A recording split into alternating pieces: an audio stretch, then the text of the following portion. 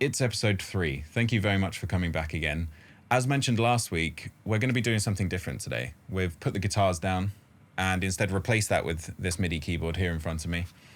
And we're going to be writing just using this and programming straight into Pro Tools, so it gets our mind working in a little different way.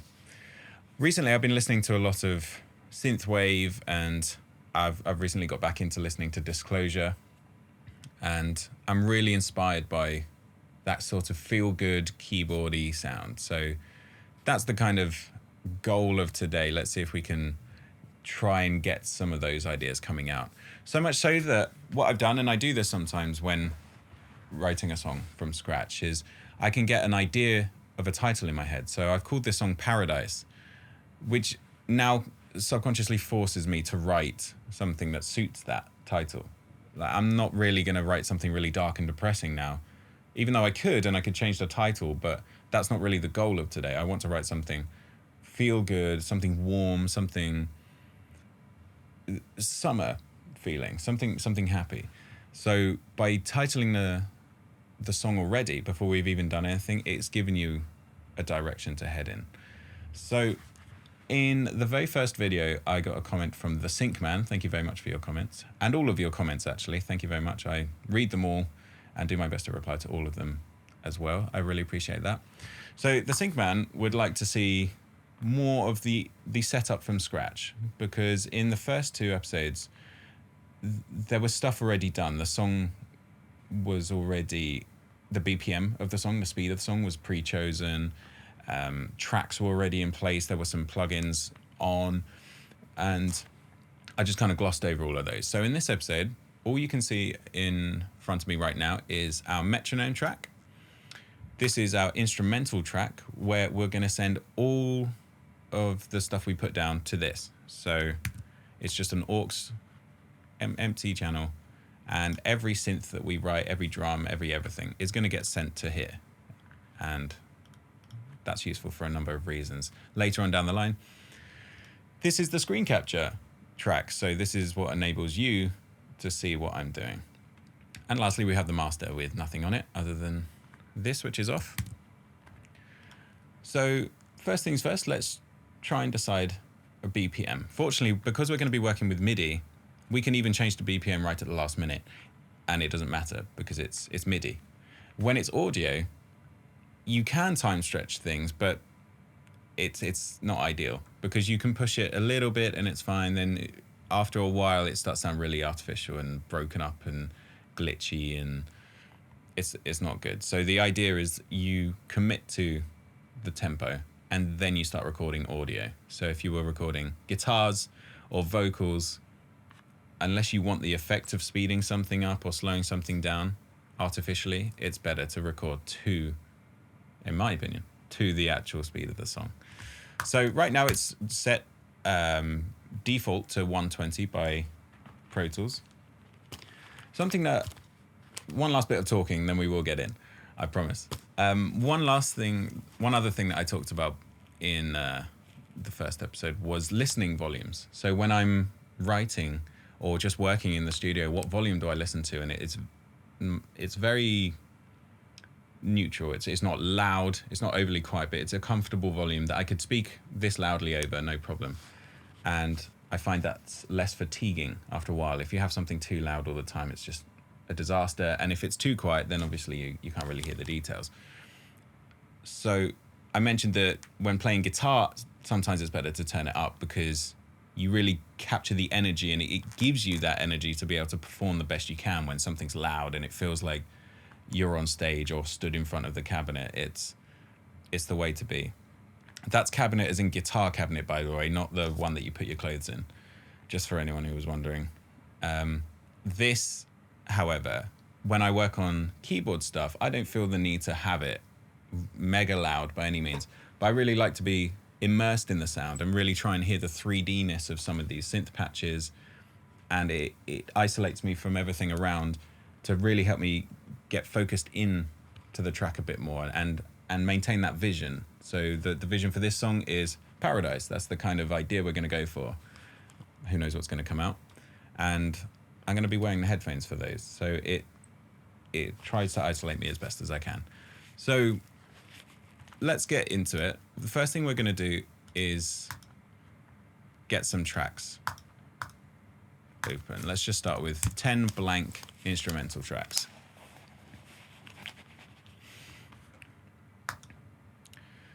So here they are, and as mentioned, we need to send these. They're currently coming out of 1 and 2. We want to send them to our instrument track. So instrumental. Now they're all coming out of there, but there's nothing on them at the moment. If I try to play this on our keyboard, there is nothing because we haven't got a synth yet. So let's start with Anna by Sonic Academy. This is very good. Anyone with the, I believe this is still part of the Steven Slate bundle. So if anyone uses Steven Slate, you should have this. They keep changing the interface though. And recently I liked the one before this. This one looks a bit more overwhelming for me. I don't know if there's a way to change back to the old one, but it is quite hard to look at sometimes. But let's look through and find some sounds.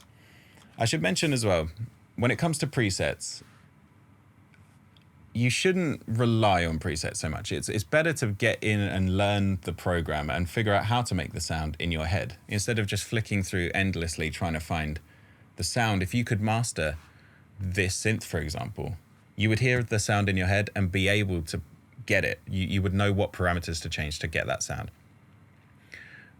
But for today, just to songwrite, there's so many amazing sounds in here. They're all categorized by genre or by style and sound. And I think let's just find some good sounding presets that we can always change later, manipulate, or whatever we want to do to it. It's kind of the equivalent, if you're recording guitar, of just choosing any old amp for now to get the idea down.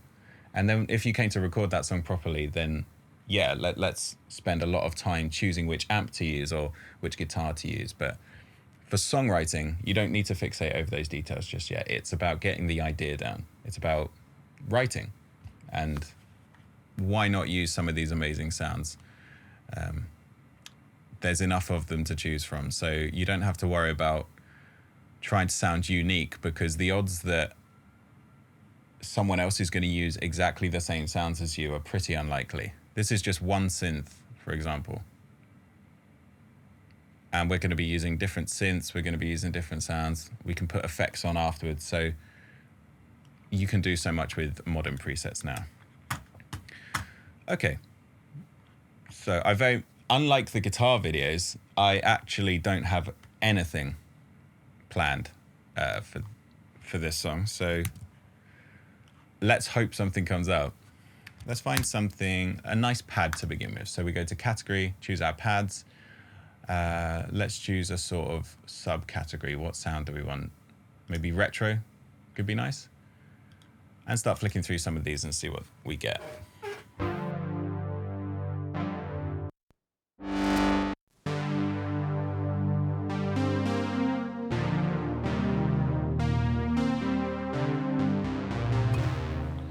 So something cool about that one. I'm going to title this Strapping Young Pad. That's a great name. The reason I do like to name my track the sound that I was using is because it's happened to me in the past where one day, for some reason, I've opened up a project and all of the plugins have reset. They've forgotten which patch I was using. Maybe they don't even load anymore. And I would never remember that sound. You just saw how many there were. So by labeling it Strapping Young Pad, or alternatively in Pro Tools, you can come to comments and you could write in here Anna2, because that's the name of the synth. And then you could type the patch name in there. It means that if anything happens, because unfortunately those things do happen, you can find your sound again. And we're going to talk a bit later on as well about committing MIDI to audio, because that's also another hugely important thing to preserve your work in case anything goes wrong, or if you want to open it up in 10 years' time and that plugin doesn't exist anymore, at least you've got the sound saved and baked down into audio. Good. Let's look for a few more before we start writing. That's very nice. Any other pads? Nope.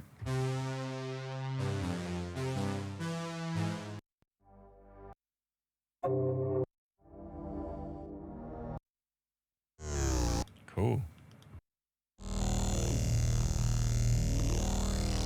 It doesn't really sound like Paradise to me, but that's a very cool sound if we wanted to do, I don't know, Terminator or something. Intense.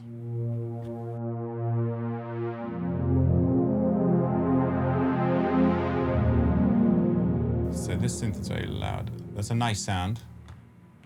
Let's try an octave above and see what it's like.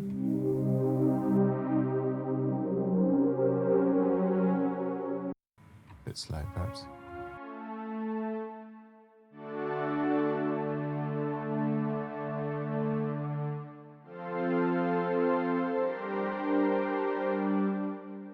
That's a nice soft one, to be honest. I can hear that being used subtly under a chorus or something. Let's try another one. What I'm doing, by the way, is I'm just using Option on Mac to just drag the synth down, so I don't have to click on here, search through, do instruments. I'm just making a copy and then continuing on, searching through the presets.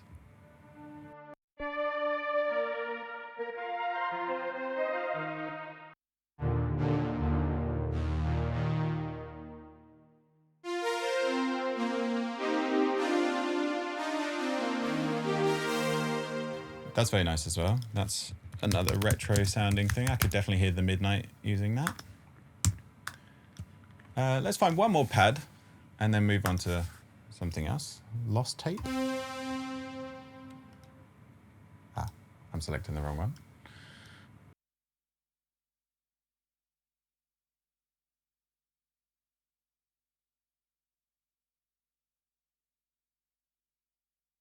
I think that took the longest ever. Right, Lost tape.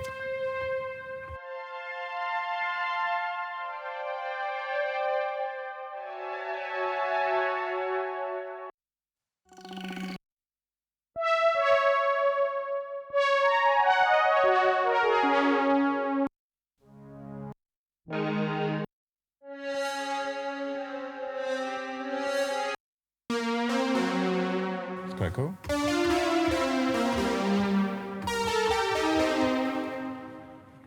Let's go for that for now. I'm not fully wowed by it, but I think pretty good place to go. What I might start doing now is coloring these a little bit. So these, let's just choose that. And it might be a nice idea to group these as well. So what I can do is select the output. At the moment, they're going to that instrumental track. Why don't we change that to a new track and we'll call it pads. That way, all of our pads now are grouped onto this one track. So if later on in the mix we decide we want the pads to be louder, we can just turn that up instead of turning up each individual channel. Similarly, if we want to mute it, we can just mute it. Or if we came to bounce stems and we wanted all our stems, all of our pads to be bounced as one stem, we could just commit this and then it's done. So it's kind of thinking ahead, future-proofing. Good, let's move on. I think now we need some lead sounds. And I might start with plucks because plucks sound really nice. They're super fun. You can do a lot with them. Let's choose something modern now. I think we need to counter. We've got the retro layer of the pad, just our chords and stuff. But now let's bring it up to 2022 a bit.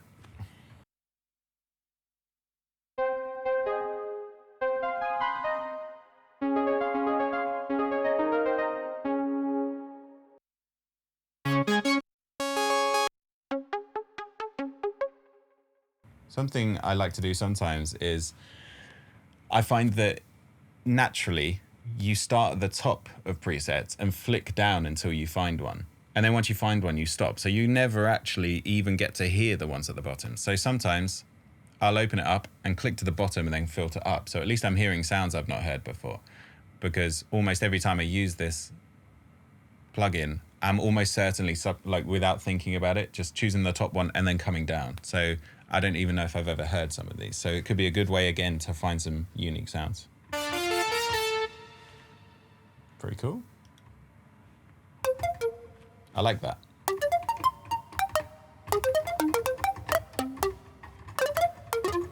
Yeah, that's great.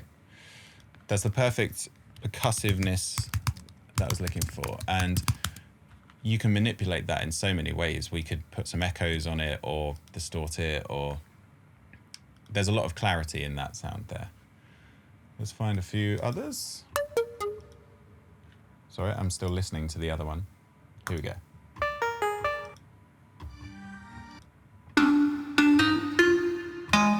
That's intense.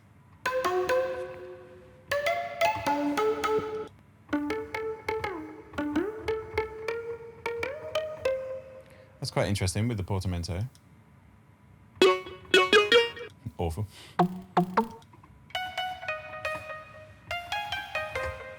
That's very modern.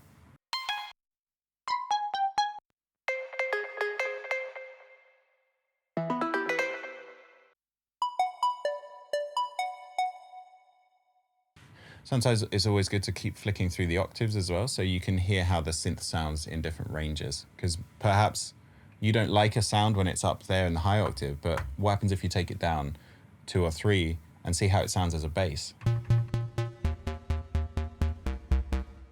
Could be an option.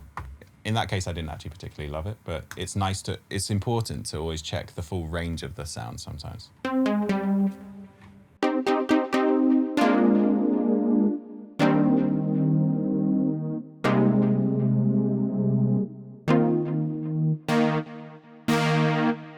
That's cool. Another thing as well to check in your presets is sometimes if you play it softly, the sound is very different than if you hit it hard.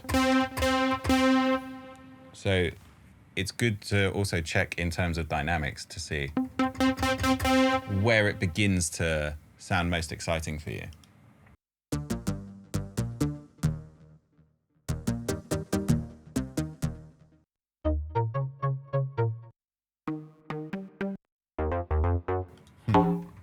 Wow, that's cool. Ah, Summer. We're going to have to choose that one. I mean, I don't even know what it sounds like, but we're writing a song called Paradise. I wanted a summer song, so let's just use that without even thinking about it. Let's choose one more pluck, and perhaps we can even just start writing already before choosing all of our sounds. You know, we don't even know what the song is yet, so we've got some good pads to choose as our bass, and we've got some cool plucks as a lead. So once we start putting things down, then we get a better idea of the kind of sounds we're looking for in terms of bass, in terms of drums, in terms of other leads and other pads. And maybe we come back and we change all these, because once the actual idea for the song is down, we get a clearer vision of how it needs to sound. All right, State of Trance.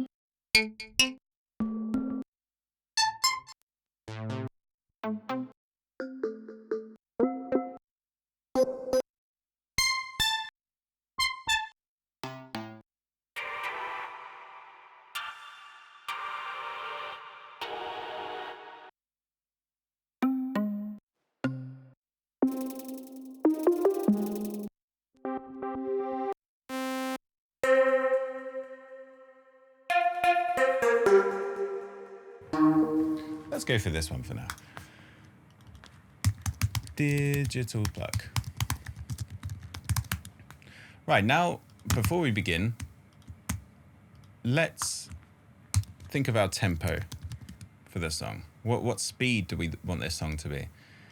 Do we want it up tempo, or do we want it more chilled out? Because how would someone dance to this? Do you want them to dance to this? Do you want them to sit down, just put on a pair of headphones and enjoy the music? Or so that's the intention. We're trying to focus on what do we want to happen with this song? What's it for? What's its purpose as a song? Is it to get people up and going, or how do you feel with this song? So Paradise for me is just sweet. It's kind of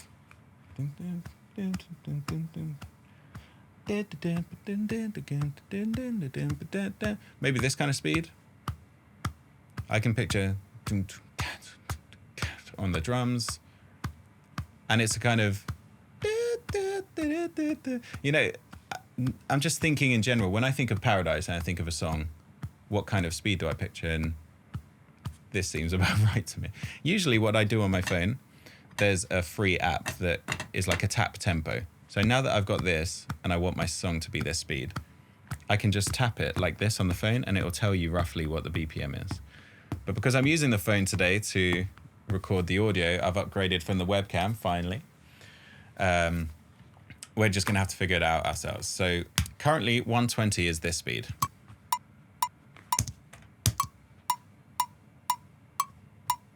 It's actually not too far away from where we want it to be. I think it's a little bit slow. So let's try 125. Okay, but too fast. 123.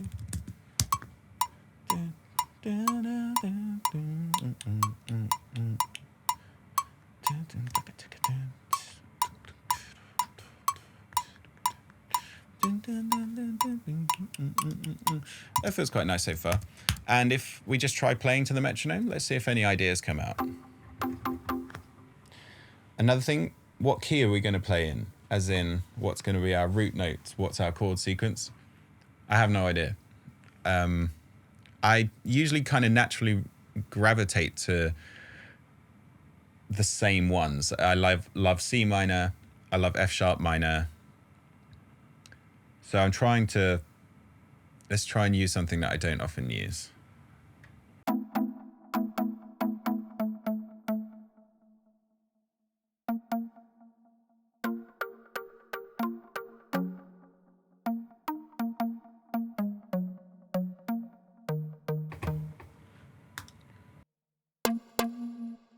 Let's try our pads as a way of figuring out what we want.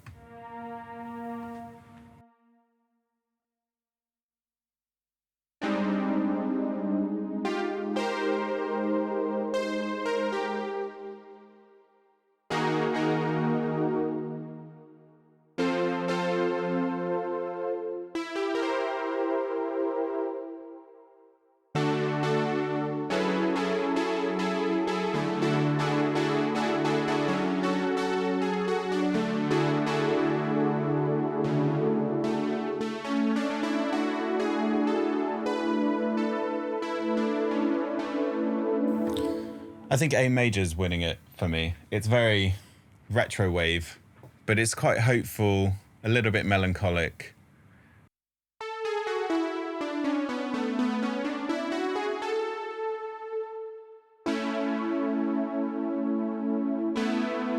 Yeah. This is feeling good to me. So let's try and think of a basic chord sequence. That was already sounding quite nice to me. So we have the sus2 A major, E major, but I'm also putting the A in, so that's a sus4, and the D major. I am mostly confident those were right, what I just mentioned about the susses. It's been a while since I've done music theory, so I hope I didn't just embarrass myself there, but if I did, please let me know what those chords actually are. But in any case,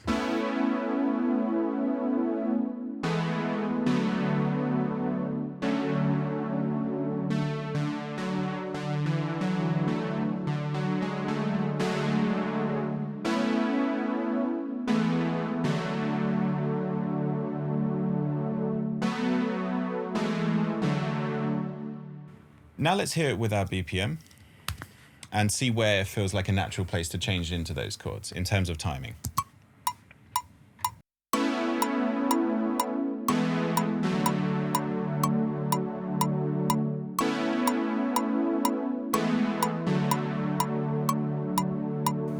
I think that feels pretty nice. Let's put that down and then let's start to move on with it. And don't forget, because it's MIDI, if we decide we want the song a bit faster, we can quite easily do that.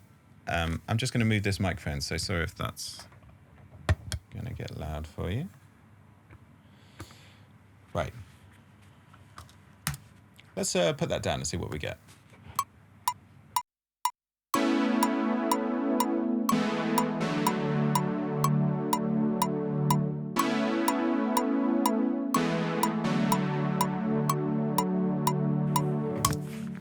So in terms of quantizing is making your performance tighter. So these are the MIDI notes we just played in, and you can see the more you zoom in, the worse it looks. They are not on time. Here's the blue line, which is the beginning of the beat, and I am far away from it. So when you quantize, what you can simply do, open up quantize, you select where do you want it to quantize to, and how aggressively do you want it to quantize. So 100% is going to put everyone bang on at the beginning of the bar. That's a lot less natural now, because naturally, as I play that chord, some fingers are going to push the keys down a bit quicker than the others. And you can see that apparently my right little finger is more, I'm sort of doing this thing to it as opposed to coming down all at once. So something that I like to do is kind of, instead of quantizing the whole thing, we can select it to grid mode. I'm going to highlight that first chord and move it onto the first note. So now that the chord, the little finger, is perfectly on, everyone that comes afterwards is slightly late, but it's very natural sounding. And I find this is quite a cool compromise between quantizing it robotically and artificially, but like it's still the performance. It's the same performance I did. It's just a little bit tighter. And the reason for that is because we're going to be adding a lot of layers. And if every layer is ever so slightly out of time, I think it's going to be a mess by the end. So this is a nice kind of balance, an in-between way. Let's listen back to that. Let's take out something that I like to do now with this kind of music is maybe even put a rough drum down so I don't hear the metronome anymore. And then I'm really involved in the song. So, sorry, I just got ahead of myself there. I know we were going to listen to that, but let's add a rough drum beat. And that will really dictate the feel of the song as well. And it will dictate everything that we put on afterwards in terms of leads, in terms of other pads. And we can just choose, I kind of like this free, I don't know if it's free, but it comes with Pro Tools, I believe. Is it Tight Electro Kit? Yeah. Just for now. Again, we change all these sounds afterwards, but it's good to give ourselves something. I'm going to put on just a hi-hat. That's not a hi-hat. There we go. To take the place of that metronome. So this will be on our crotchet beats. We duplicate that across. And kick on the one, almost certainly. Maybe it can follow where the chords are changing. So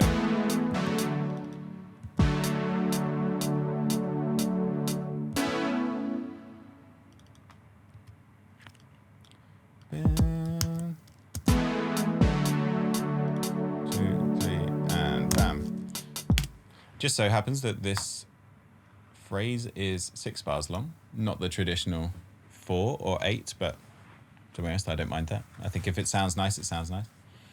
And let's find a place to put our snares, because this is really going to affect the feel of the song very quickly. So if we place our snare on beat 3, the song's naturally going to have a sort of leaned back feel. But if we place it on 2 and 4, it feels way quicker already. It affects the way you nod your head. Think of it that way. If you're trying to work out where to place your drums, how would you nod your head to the song?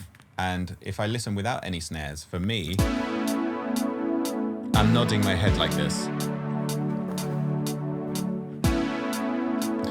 So I'm going to be placing my snares on beat 3.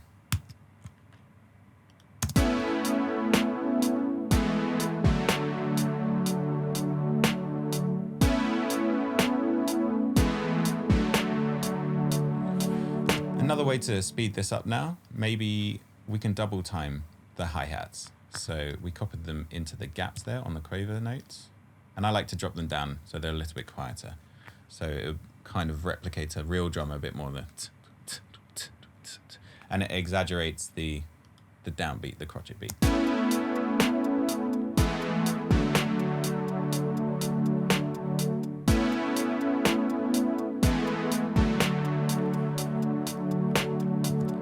Okay, that's a very basic drum pattern that has given us a better idea of the mood of the song. So probably, maybe it won't be the final drum pattern at all, but it's there for us to write to now. And we don't have to listen to the very unmusical metronome cowbell ticking away. And it means we can start shaping the song around this theme. Already with two sounds, that basic drum pattern and that pad, you get an idea of what the kind of song is the moment you put it on. So I would find now another pad that can complement those chords. So maybe the octave above is already better.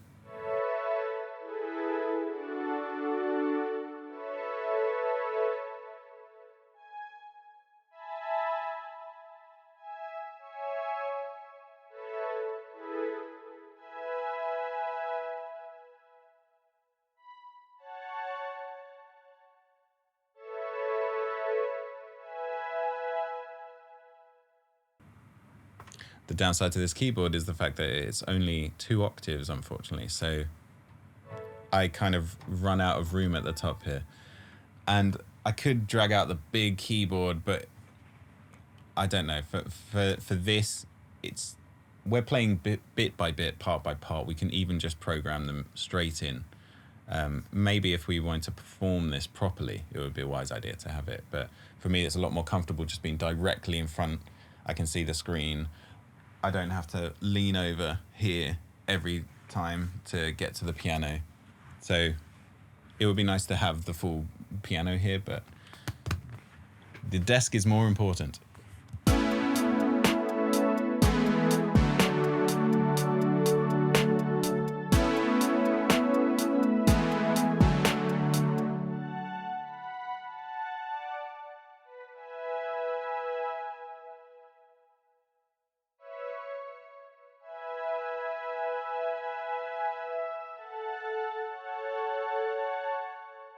Let's try those a moment. Something we can do as well is give ourselves a little count in using our hi-hats.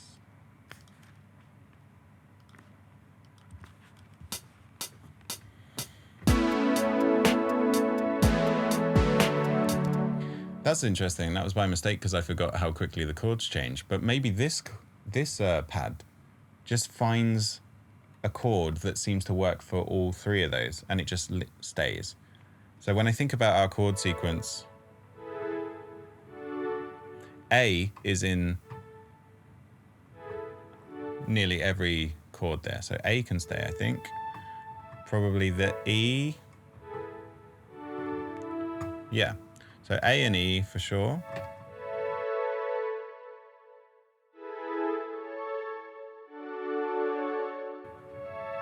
So yeah, the key is A major. A major seems to work through all of that. And this inversion here, the second inversion where C sharp is our root, seems to really work. We could try putting the B in as well. So let's see how that sits with everything.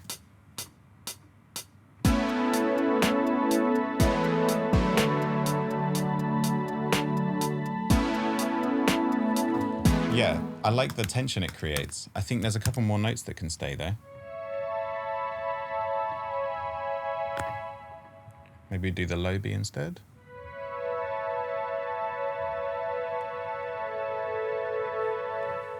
Let's try this.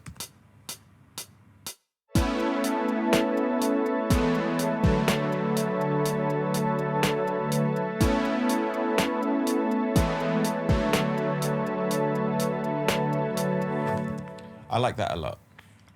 That's very nice. And in this instant, I am going to have all of those notes start at the same time because there's nothing really interesting in the performance. I'm literally just holding down one chord for the whole time. So Whereas the other one, I'm moving, I'm playing different chords at different times. It's nice to have the human feel, but with here, it doesn't necessarily need that.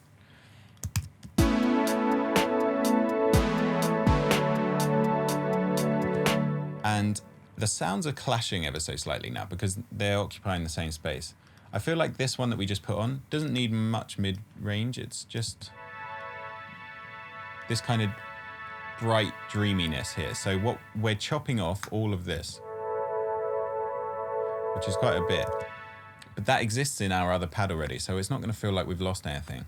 It's going to create more space for that first pad and give this pad an area all to itself.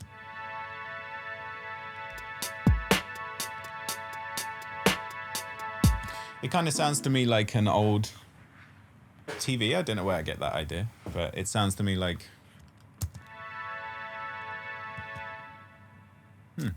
Not sure what that reminds me of, but both those pads together now.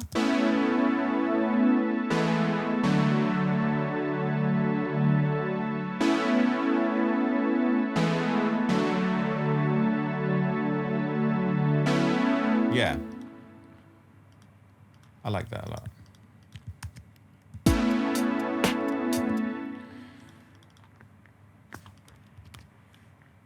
Let's remove our kick and snare for a moment. We can have the first one. I'm trying to think in terms of the structure already. How would I like this song to sound?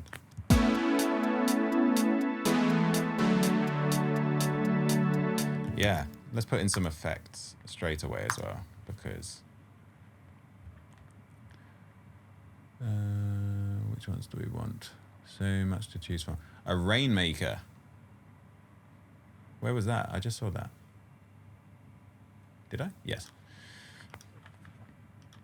I know rain is not necessarily paradise, but if it's tropical rain, could be cool. Like tropical weather. For me, it's just a really beautiful sound, the Rainmaker. I love it. We need a cool impact as well. I always do that. It's in this old dubstep folder that I got when dubstep was a thing. 2012, apparently. Love this one. And Caesar, we're making electronic noise. Naturally, we need that whoosh filter sound. So let's come into filter. And I've gained it so that you hear the whole range as it comes down. And let's just start our track with that. Drag those in.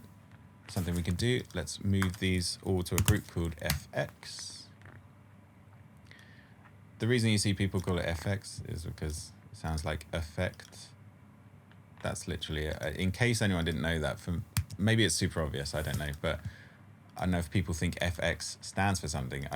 As far as I'm aware, it doesn't. It's just because it kind of remotely sounds like the word effect. Right, so we've got our drop sound here. Love that sound, a bit too loud. Kind of sounds like a thunderclap for me, or like a storm, which should lead into our Rainmaker pretty nicely.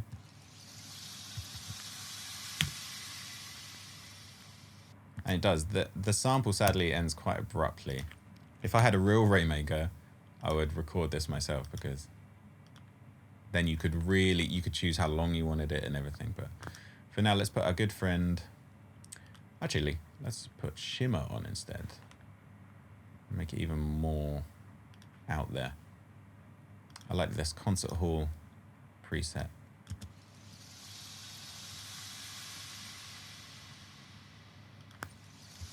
That's really nice. Loop mode, no. Here's our whoosh noise. That should go nicely with the rain as well. And a sort of house drop sound.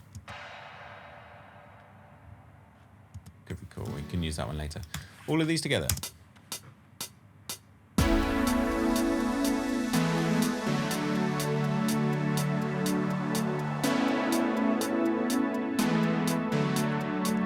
Yeah, already it's sounding a lot closer to... Or it sounds like we're moving in the direction I was hoping for. So what does it sound like without those drums, I wonder?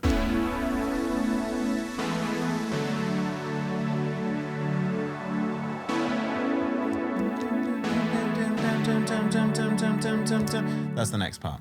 So sometimes it's actually nice if you remove the drums for a moment, ideas start coming. And for me, rhythmically, I can hear that to pick up the pace a little bit. And that could be one of our plucks. Not that one, probably. Summer. Maybe. Too intense. What does this sound like?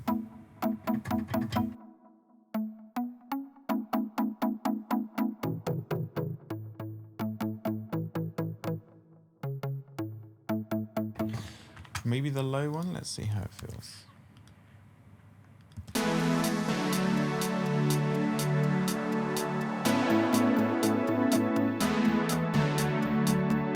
Yeah, there we go. So as I was talking before about how a sound might not sound that good to you when it's up in potentially this range, I do think that sounds cool, but here for this song, it works super well as a bass, I think. It's got a great low end. So that's what we're going to put in next. I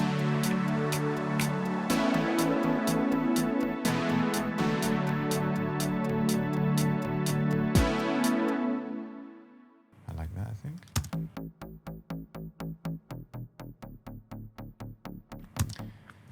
So with the bass, I'm going to choose to quantize it hard again, because this is sort of acting like a metronome. There's no drums at this point, or I don't think there will be.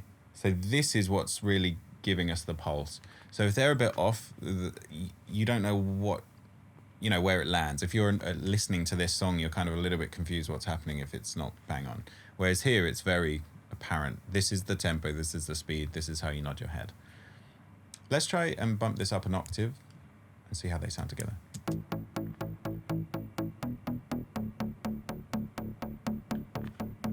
Yep, I like that. Get him looped around for now.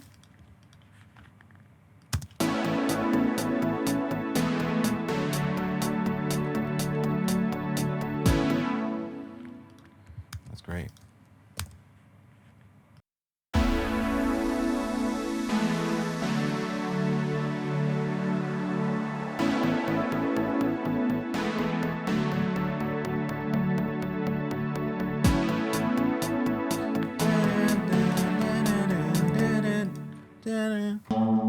Let's try this one up.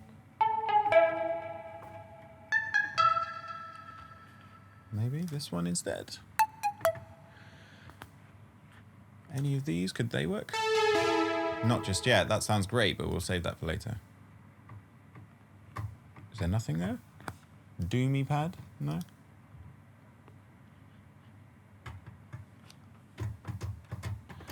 Wonder what happened there.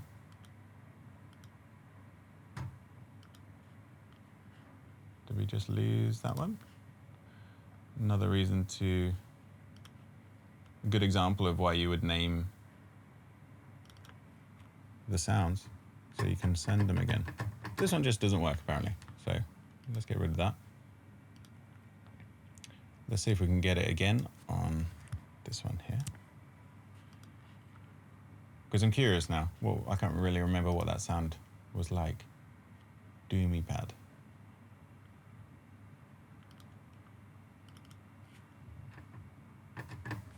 And select it, obviously. That'd be really embarrassing if I didn't select it. Is that why it wasn't working? Oh man. That's a rookie error if that's the case. I'm just going to tell myself that it wasn't working and I had to reset it. Doomy pad. Yeah, this is soft enough. It's softer than our padded unstable one.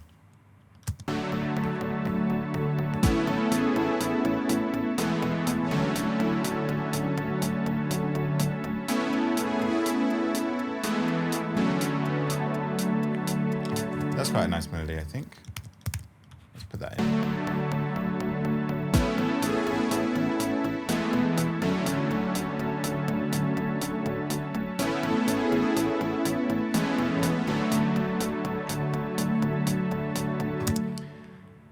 This one, I like it as it is, so I'm not going to quantize that almost at all. One thing we can do is just nudge it, perhaps. I've got my nudge set to 10 milliseconds, which I think is a nice amount of time. I just kind of nudge it until it looks, yeah, that'll do.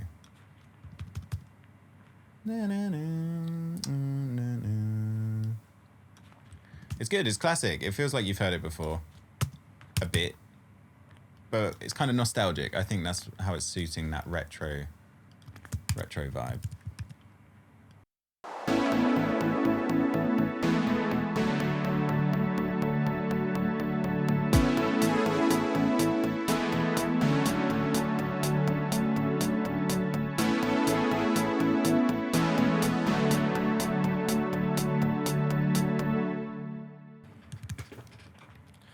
Still feels like we're on an intro at the moment, right? It doesn't feel like the song's begun yet. But it doesn't quite feel like it should begin there either. I think it should continue on at the moment. We should really milk this. So maybe there could be a 4 on the floor bass drum. So it implies we're moving on.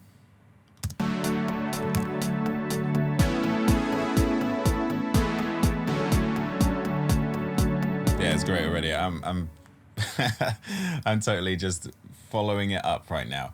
And this kind of music, you want to feel the journey. You know something glorious is coming, so it's kind of making you wait for it. Had our drop happened here at 25 seconds, I think that's far too soon. What we need now is a kind of faster line to come over the top.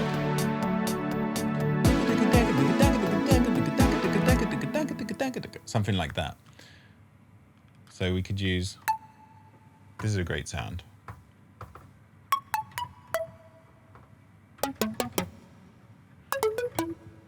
See which octave sounds better.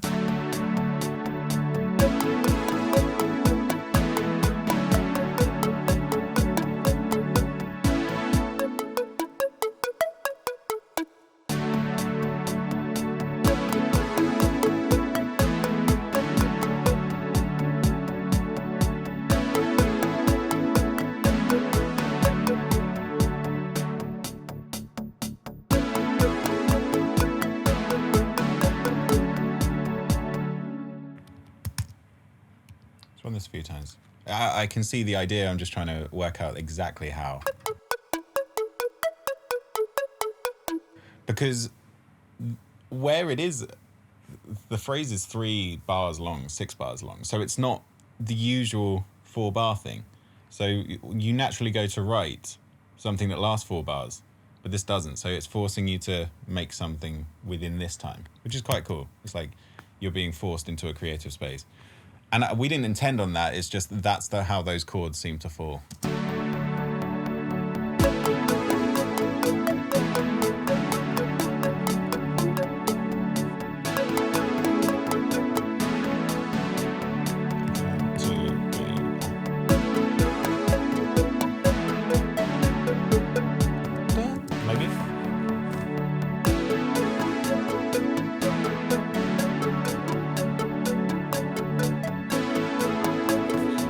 That one for now. I know it's simple, we can make it more creative in a moment.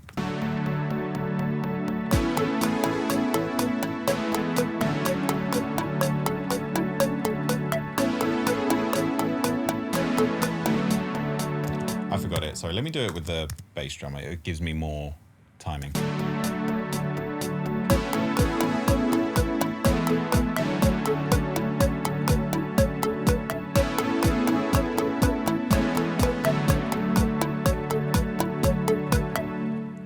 I like that. This one, probably similarly, I'm going to quantize it exactly, but let's give ourselves some humanity, and instead of choosing 100% strength, why don't we choose like 60%? Because that performance wasn't the worst, so it was already relatively on time. And then you do see it just shift there? That's put them a little bit more in time, so before and after. This is sounding really good. But what I wanted was that ticka ticka taka ticka taka ticka taka ticka. So we can get that in 2 ways. One with an echo, and it needs to be on a triplet feel, I believe, because we're counting 1, 2, 3, 4, 1, 2, 3, 4. No, it's not triplets at all, is it? 16ths.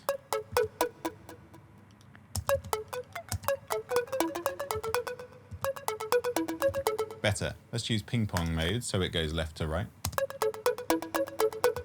And choose we'll flick through these different sounds here because they make the echo sound different.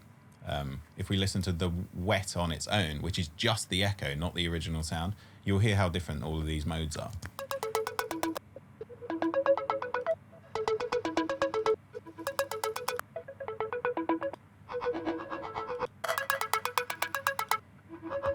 So ambient's quite interesting because it seems to remove the attack of the note. So it's kind of like a reverb instead. So let's see how that feels. I don't like it. Memory.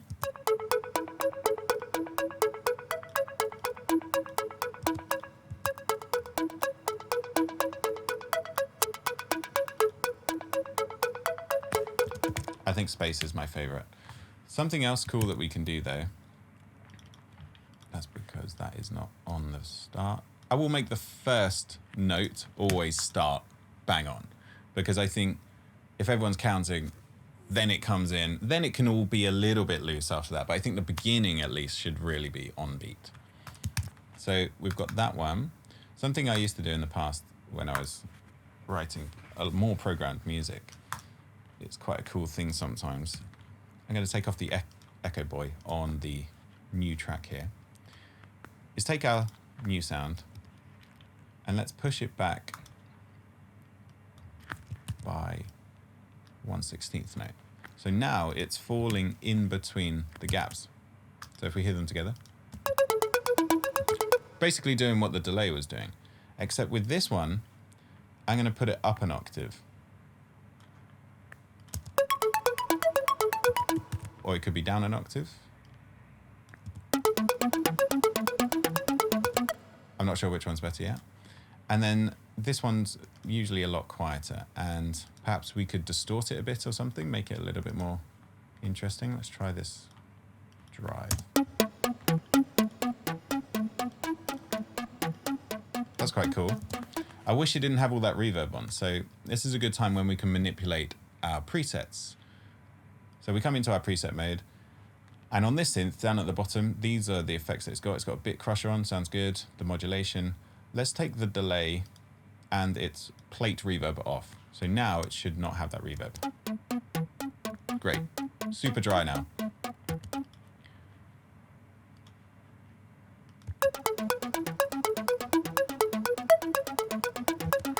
Now I'm liking it enough that I want it just actually coming at the same time. Could be. And with the Echo Boy back on here. I like that. I feel like this one could come in sooner and perhaps fade in. So what we do is just drop it down and remove that. So now this line is showing us the volume. It is rising as the song goes.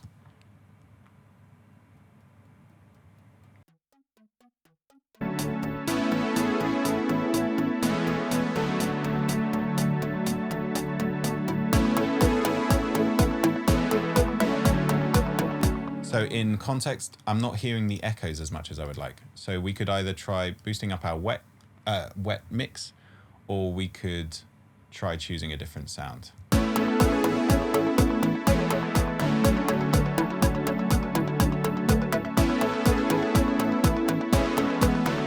That's very nice as well. And this one could benefit from a little bit of EQ as well, similarly. I'm going to put the EQ before the echo.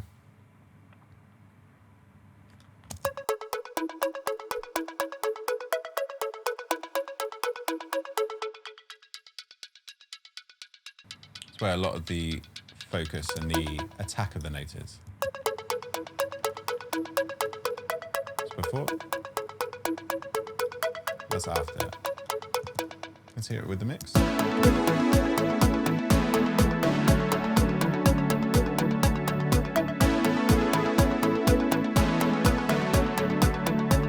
Really like it. One last thing I think could be a cool effect on it if we have a sort of chorus. Let's come to modulation. Let's just see what the basic stock Pro Tools Air chorus sounds like on it.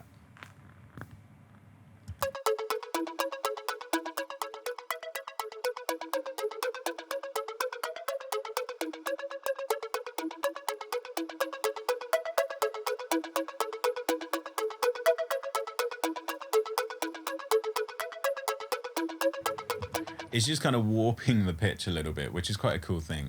Feels like it's been played on an old record or something. And I think the volume is just a touch loud overall, so let's bring it down.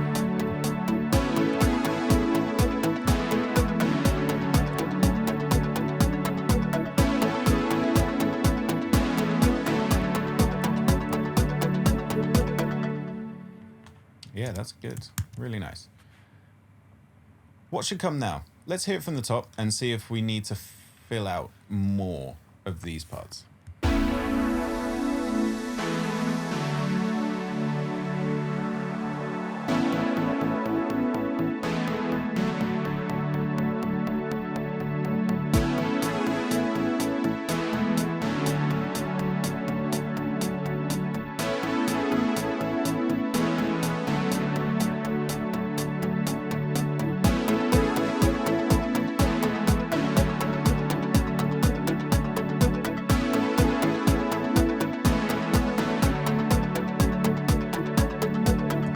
Yep, we need one more cycle before the song really kicks off. So let's grab all of this over again. What I'm doing here, by the way, is Command D, which is duplicate, and it just chucks it a direct copy to the end. And for this one, I think we need our snares coming in. And now I'm actually nodding my head on the 2 and 4, as opposed to the 3. So I'm actually now leaning towards the upbeat one as opposed to the leaning back one, in terms of timing, in terms of feel. I would also swap out the beginning here, these hi-hats that come in at the start, to be a bit thinner. So it's a direct copy, but we're just going to filter them down, so filter them up. We're going to cut out all the low end. So they're there.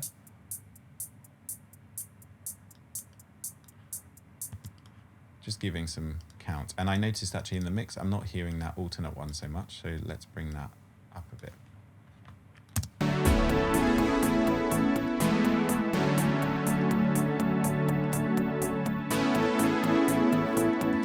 And something that's very cool as well, I would like these to be really spacey. So something like spacey as in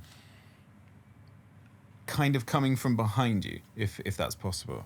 Which it would be if we were mixing in surround, but we're not. So we have to kind of fake it. And something I like to use is, you can use any doubler, but I find the Waves one's very easy to just open up and remove the direct sound. Now all you're hearing are the doubles, and what it does is puts whatever the sound is in the left ear, and then it moves, it makes a copy of that, moves it slightly out of time, slightly out of pitch, and puts it in the right ear. And it gives the perceived effect of there being two of something. So here's the original sound. And with it on, now it sounds like there's two of them, and it sounds like they're almost kind of coming from behind you. You're not going to get that impression if you're watching just on the phone, by the way. But anyone who's using headphones, certainly good quality ones, you'll absolutely know what I'm talking about there. I'm going to label this hi-hat thin, and then we'll call this drum one, because I don't know how much of it we're going to use just yet.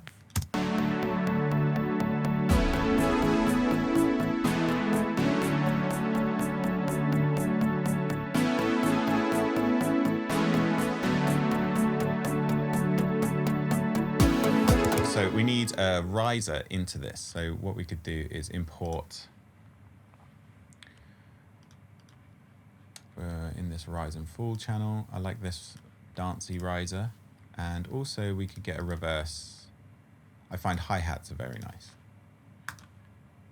So we bring those in, add them to our effects group, color them because I like visually seeing the colors. For me, after a while, especially in a very dense mix, you can imagine if you had 150 tracks and everything was black and white, you would have to really read everything and find out what it is. But even in 150 tracks, I can just scroll down, and the moment I get to the pink ones, I know they're plucked. The moment I get to the purple ones, I know they're pads. Blues, I know they're drums. So it just speeds up your mixing.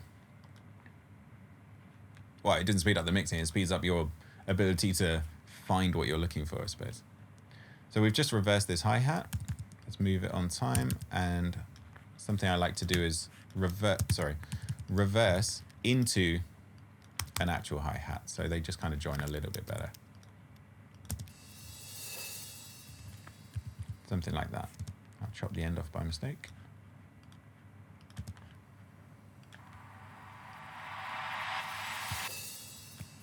Into our filter here, and we could do another, maybe we do another boom noise. And this drop noise. I'm adding them all slowly. And the Rainmaker again, yeah, come on, why not?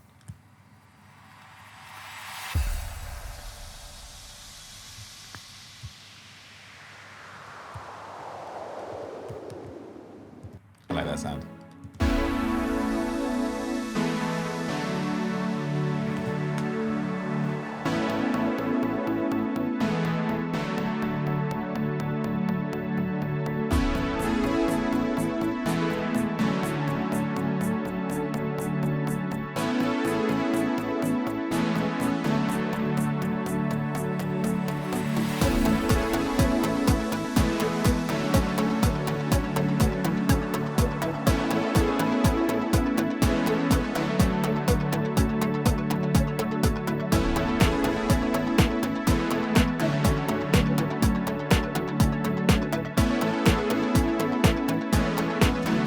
So one thing we're doing now, where all these instruments are coming in, we're clipping, which means the volume is too loud and it's hitting the ceiling, the digital ceiling, and it's distorting. So what we can do is, I like to just use the trimmer in Virtual Mix Rack, so I forgot the name for a moment, VMR, and just drop the volume down by 6 dB. So now we're nice and comfortable, nothing's distorting. And for now, I'm just going to compensate by bringing this up on the desk. So what I'm hearing is now back to, is 6 dBs louder. Does that make sense? So I dropped it down by 6, and I'm compensating by now bringing 6 dB up on the desk. So I'm hearing it at the same volume as I was. And for you, I will do that in post edit. Like if I realized it was clipping, I will drop the volume so you don't hear the jump there. And when it comes to actually mixing the track, our limiter is going to bring everything up anyway. So I'm not worried about how loud the song is right now. That's really later down the line, the final stages of printing your track out. So right now we just want to hear everything right without any distortion.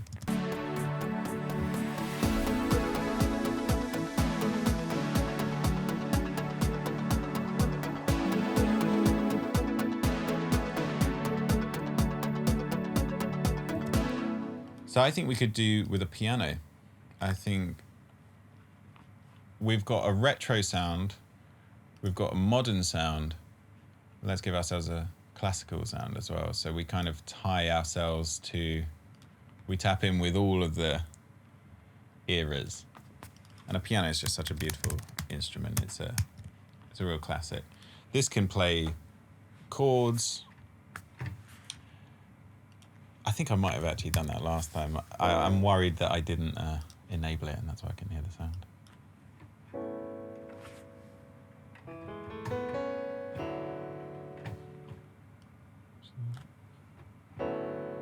I like the real sound, but it's quite a soft piano, and in a dense mix, you lose it a bit. If we were just doing a piano piece, this would be a fantastic sound. But we're not. We're doing a dance track. So actually choosing one of these sort of fakier sounding ones, the honky, quite bright sounds, they're going to work better in context with the whole track.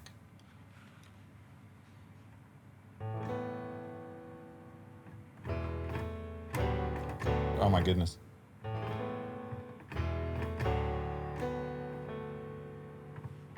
This is where I wish I did have the full scale piano.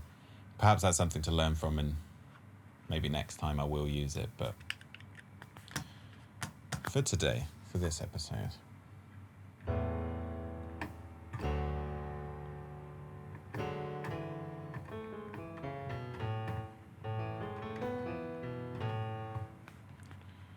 right, let's bring this in. I think this should come in from here. I don't think, at the moment we've sort of been adding one new element each phrase. Now I think let's just start chucking loads on. So we're really building, you feel like it's an exponential growth, ready in time for the drop that's coming in a little while.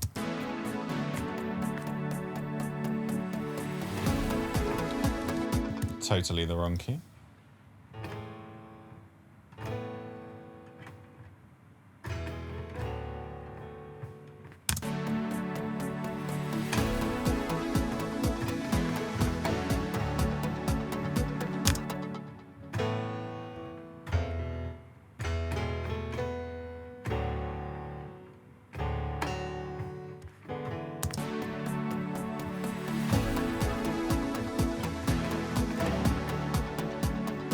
That's like, I like that one. So,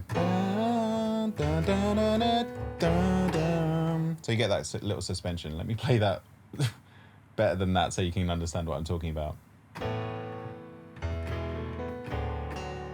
Or we could do, or, sorry. Which I think is the lick. If you go Google the lick, there's like compilations of people playing. Oh no, that's never mind. Sorry, I'm a little tangent there. Let's try and play this better. So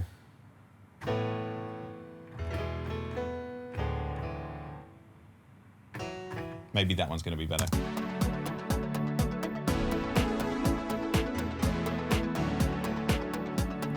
That's the one, and I want it to come in here instead.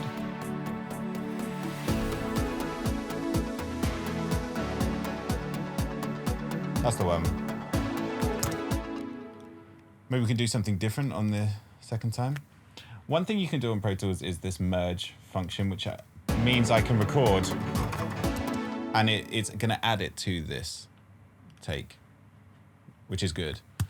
However, it's happened to me in the past where I've accidentally left that off or hit a keyboard shortcut and that's gone, where when you record it kind of overwrites. I think that's the right. Is it? Merge? I think that's the merge thing. Anyways, I'm afraid of overwriting this MIDI. So I'm going to move it down to an identical track. So that way I'm recording on the one above it and I can do whatever. It doesn't matter. It's not going to affect that one. That one's safe. So the second time I think we need to rise up. So that's what I want, but I don't have the range for it on this small keyboard. So we're going to have to play it in bits.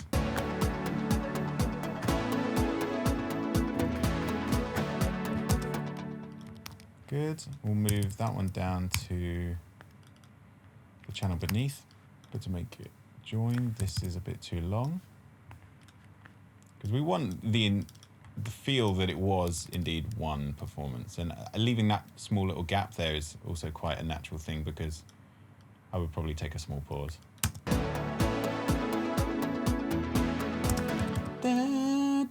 So what we need to do is switch our octave up an octave. So I'm playing on the same keyboard, but now everything is up here. That's what I want. So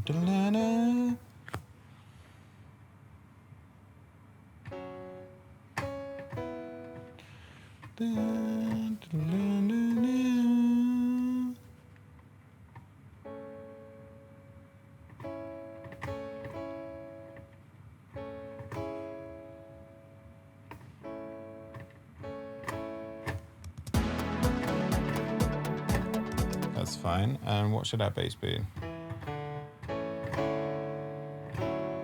Yeah. Let's do that. Let's punch that in.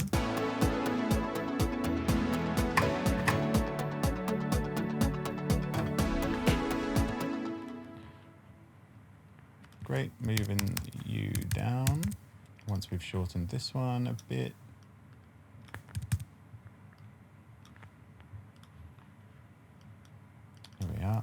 And let's do our bass chords. I'm just going to play this D here. Maybe we can do the E before it as well. Yeah.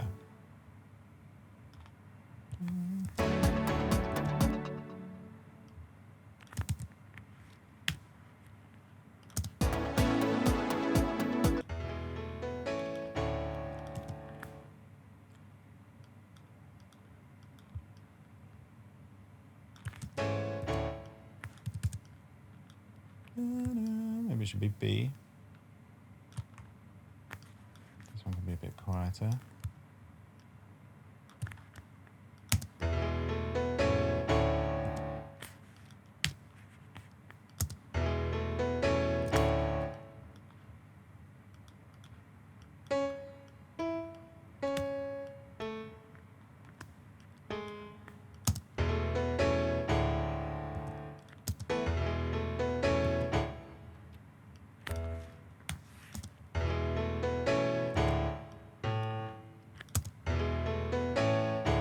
That's nicer, going to the A.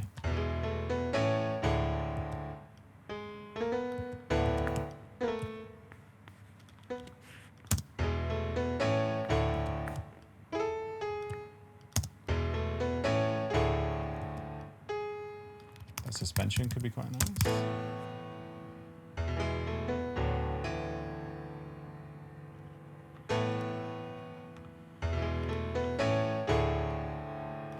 Put it in this lovely hall.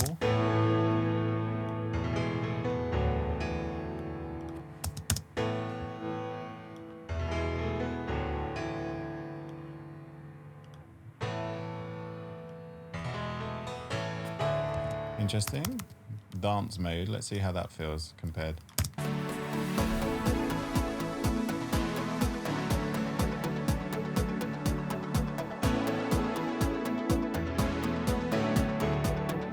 I prefer that. I prefer the hard mode.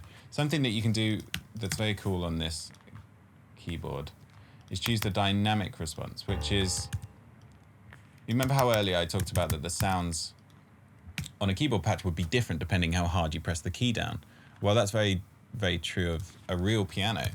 A real piano, when you play it very softly, is compared to very hard, you get a lot more percussiveness because a piano is a percussion instrument. And here you can choose the response. So basically choosing how it responds to you. If I just press the button down like this, how loud do I want it to be? Oh, I'm listening to the wrong one, obviously. Wonder why that wasn't working. So I'm pressing it down at the same volume each time, just really, it's barely even coming out. And that's on maximum response. I would have to really hit it to get the full range. But if I bring it down, you can see I'm barely tapping it and it sounds that loud. So that could be useful for deciding how much, you know, I always feel like I say humanity, but how much human feeling you can put into it, because on maximum, this would be as real as you could hope for. Like, I could play that softly. So if you want to do a real, you can feel, you could get the crescendo. Whereas on this mode, you couldn't. You lose all of those lower velocities. But for this kind of music, I think this is going to be better, having it unrealistic. So it feels like every hit is slammed.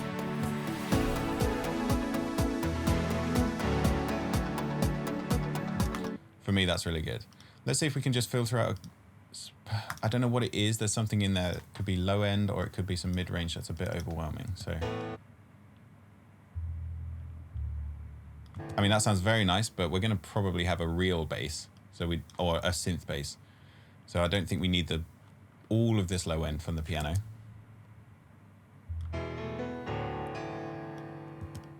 This is our mid-range. Where's the...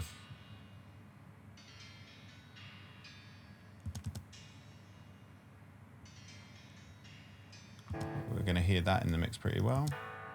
And that's where a lot of musicality is.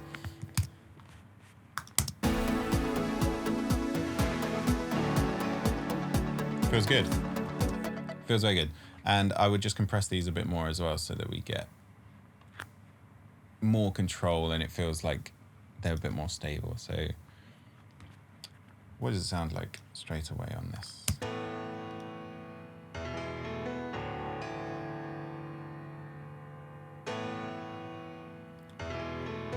That's good. I don't like the fact that that note stops. And by compressing it after the reverb, what it's done is actually bring up that reverb sound quite a lot, which is good. I like it in this case. But if we didn't like it, we could put the reverb after the compression instead.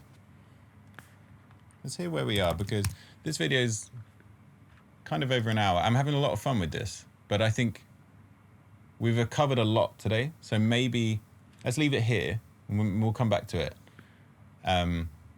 We've showed a different way of writing and we've certainly started to move on with something. But I don't want this video to be too long because I want to maintain this sort of interest in it.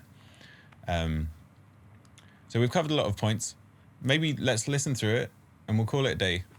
And then we'll return to this song and we'll flesh out this even more and we'll build ourselves and we'll write ourselves a good drop at the end. But there was a lot of talking at the start. I'm aware of that. But there were a lot of cool things I wanted to draw your attention to today. And in terms of how different it is writing like this as opposed to with a guitar, how different it can be just programming. There's really no one way to write. That's the main reason of doing this video series, because it's not like there's just one way I write. I write in many ways, and I'm sure you do too. And maybe seeing each of these processes, you're more inspired to try a different way. Sometimes if you get stuck creatively, like writer's block, you pick up the guitar and you just can't figure anything out. Well, why don't you switch to the computer instead and just start programming stuff in? And it makes your mind work differently and something comes out. You could sit here, you don't need piano knowledge. I mean, ideally, yes, but if you've got the sound in your head, you could open up the piano on Pro Tools. You could even Google chords if you needed to know the notes, but you can, yeah, oh, that was the note I had. If you're singing a melody, na na na, you could go, ah, that's the note, na na na, and you could do it that way. So it's a longer process, and it is good to have the piano knowledge, but there's nothing stopping you from writing. That's basically all I wanted to say. So, right, enough. Let's listen through, and then we'll call it a day on this video. Thanks very much again for watching. I really appreciate it. And we'll see you in the next one. Next week, we're actually going to look at recording with loops, but probably not in the way you're thinking. And then maybe we'll come back to this at some point as well. Okay, Paradise. This is what we've got so far.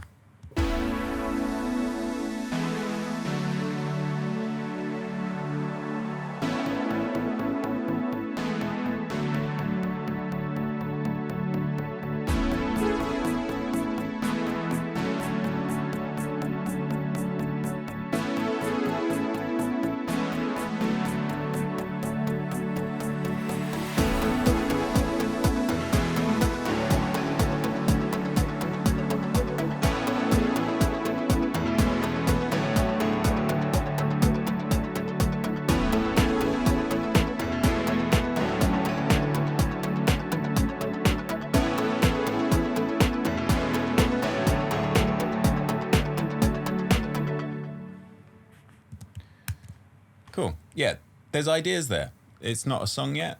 There needs to be some arrangement happening. Maybe this comes here instead and that comes later, and there's lots we can do with it. But the idea is that this is here now. So even if we come back to this in 2 weeks' time, we can almost get ideas straight away because there's a lot there to work with. Thanks very much for watching again. Thank you to Rogue Studios, as always. Thank you to all of you who have subscribed. I really appreciate that. And thank you for watching this video and any other video that you've seen. I really appreciate that. So see you soon. See you next week. Enjoy your weekend. Bye-bye.